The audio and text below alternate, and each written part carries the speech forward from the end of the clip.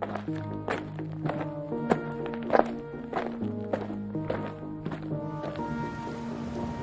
Yardbirds played their final gig in July 1968 at Luton College of Technology in Bedfordshire.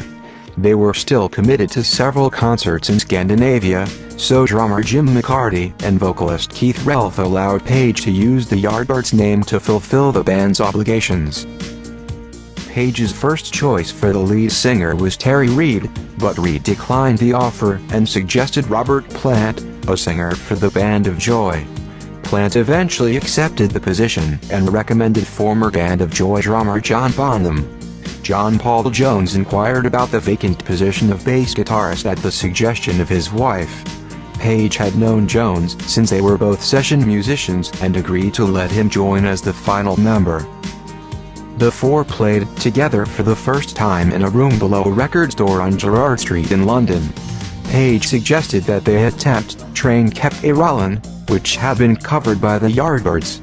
As soon as I heard John Bonham play, Jones recalled, "I knew this was going to be great, we locked together as a team immediately." Later that month, they began recording their first album, which was based on their live set. The album was recorded and mixed in 9 days, and Page covered the costs. After the album's completion, the band were forced to change their name after a cease and desist letter, stating that Page was allowed to use the new Yardbirds moniker for the Scandinavian dates only.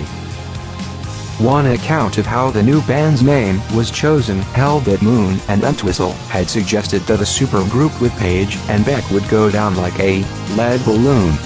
The group dropped the A at the suggestion of their manager, Peter Grant, so that those unfamiliar with the term would not pronounce it lead. The word balloon was replaced by Zeppelin, a word which, according to music journalist Keith Shidwick, brought the perfect combination of heavy and light to Page's mind. In November 1968, Grant secured a $143,000 advance from Atlantic Records. Their debut album, Led Zeppelin, was released in the US on 12 January 1969, and peaked at number 10 on the Billboard chart. In the UK it peaked at number 6, on March 31st.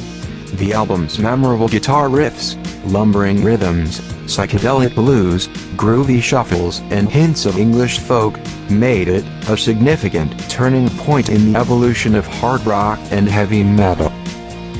Later that year, Led Zeppelin released their second album, Led Zeppelin II. Recorded mostly on the road at various North American studios, it was an even greater commercial success than their first album, and reached the #1 chart position in the US and the UK. In 1970, Page and Plant worked on their third album, Led Zeppelin III.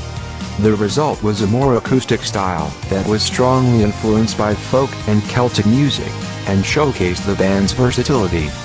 The album's rich acoustic sound initially received mixed reactions, with critics and fans surprised at the turn from the primarily electric arrangements of the first two albums. It reached #1 in the UK and US charts. The album's opening track, Immigrant Song, was released as a US single in November 1970, reaching the top 20 on the Billboard chart. Led Zeppelin released their fourth album on November 8, 1971. The band decided to release the fourth album with no title, though it is referred to as Led Zeppelin IV. In addition to lacking a title, the original cover featured no band name, as the group wished to be anonymous and to avoid easy pigeonholing by the press.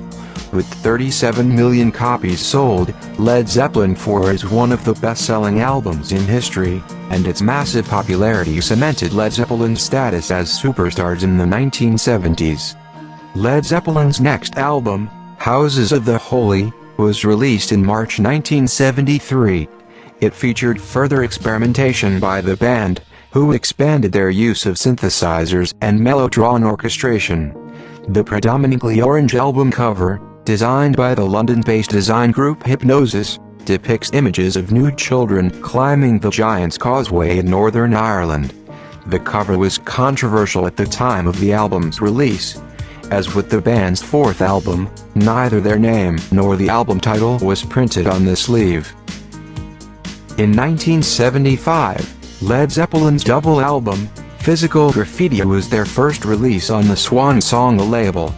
It consisted of 15 songs, of which 8 had been recorded at Hadley Grange in 1974. A review in Rolling Stone magazine referred to Physical Graffiti as Led Zeppelin's bid for artistic respectability, adding that the only bands Led Zeppelin had to compete with for the title, the world's best rock band, were the Rolling Stones and The Who.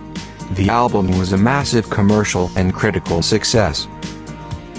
Presence, released in March 1976, marked a change in the Led Zeppelin sound towards the more straightforward, guitar-based jams, departing from the acoustic ballads and intricate arrangements featured on their previous albums.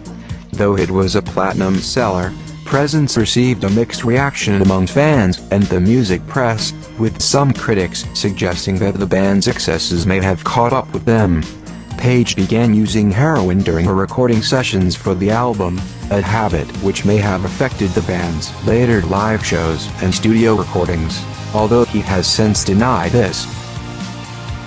In November 1978, the group recorded at Polar Studios in Stockholm, Sweden. The resulting album, In Through the Outdoor, featured sonic experimentation that again drew mixed reactions from critics. Nevertheless, the album reached number 1 in the UK and the US in its second week of release. With this album's release, Led Zeppelin's entire catalog returned to the Billboard Top 200.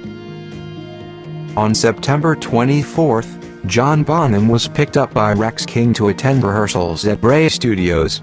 Bonham asked to stop for breakfast, where he downed 4 quadruple vodkas with a ham roll. He continued to drink heavily after arriving at the studio. The rehearsals were late that evening, and the band retired to Page's old mill house in Clewer, Windsor. After midnight, Bonham, who had fallen asleep, was taken to bed and placed on his side.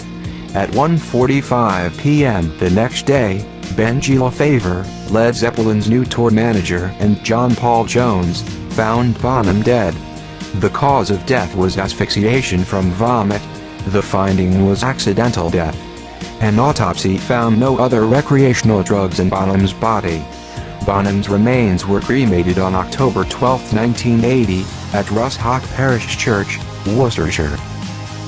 The planned North American tour was cancelled, and despite rumors that Cozy Powell, Carmine Appice, Barrymore Barlow, Simon Kirk, or Bev Bevan would join the group as his replacement, the remaining members decided to disband. In December 1980 the band stated, "We wish it to be known that the loss of our dear friend, and the deep sense of undivided harmony felt by ourselves and our manager, have led us to decide that we could not continue as we were." The statement was signed simply, Led Zeppelin.